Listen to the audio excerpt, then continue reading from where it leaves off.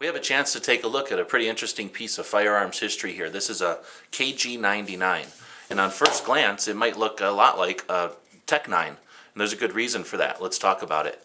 To begin with the lineage of these firearms, we have to go back to Sweden and a company called Interdynamic AB, and that was a company that had invented a 9mm open bolt full auto machine pistol called the MP9, and honestly it looked a heck of a lot like this one, only it fired from an open bolt. It had a fixed firing pin, and of course it was full auto.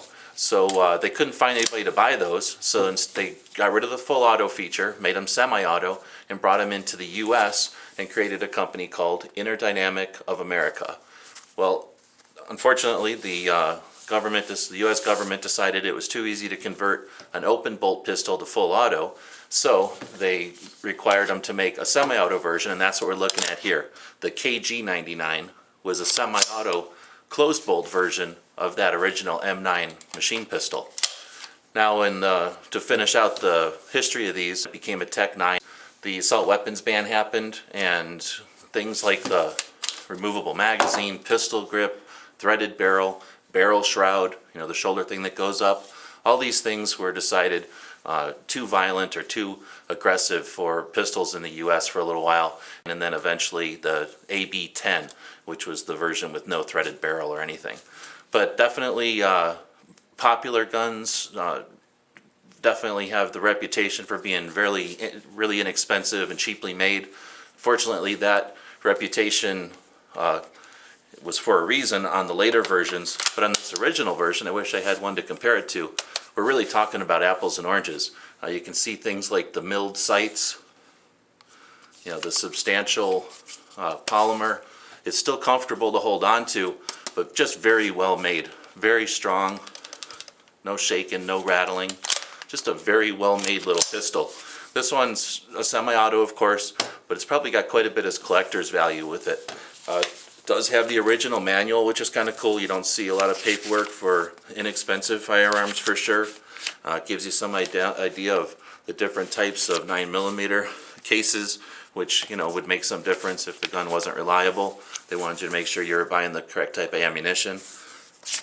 Told you how to load the magazine.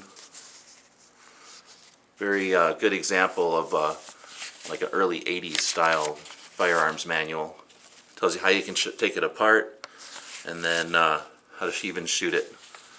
Pretty neat little manual. Wouldn't be able to put that on without making it an AOW. Anyway, neat little piece of firearms history. I wish we had a chance to take this one out to the range. We'll see what we can do about that. But until then, here's a quick look at the KG-99, predecessor of the Tech 9. Just one or two versions away from the full auto Swedish MP9 machine pistol. Neat little guns, doesn't weigh very much, very solid. Couple little attachment points for a sling.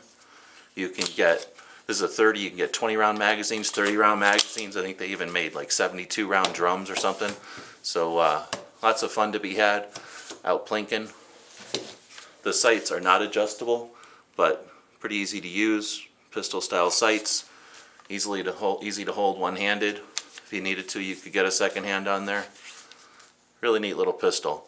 Of course, another reason why this one's an interesting piece of firearms history is because it was invented by George Kellgren, who is a firearms developer, developed not only the Intratec line of firearms, but also Grendel and now KelTec.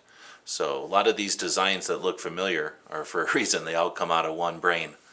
So an interesting firearm for many reasons.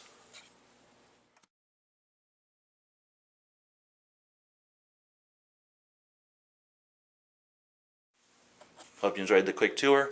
As always, thanks for watching.